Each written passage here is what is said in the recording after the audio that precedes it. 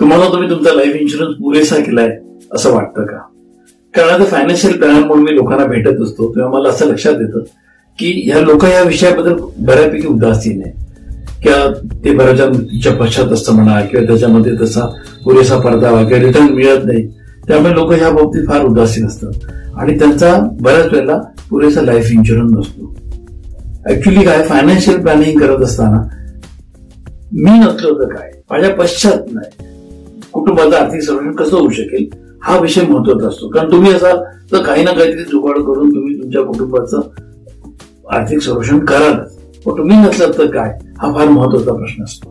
कारण life insurance हे एक शास्त्र आहे आणि त्यामुळे त्याचे काही टूल्स आहेत जे तुम्हाला सांगतात की तुम्ही तुमची लाईफ इन्शुरन्स व्हॅल्यू किती असायला पाहिजे जेणेकरून तुमच्या कुटुंबाचं आर्थिक संरक्षण तुम्ही पुरेसं करून देऊ शकाल.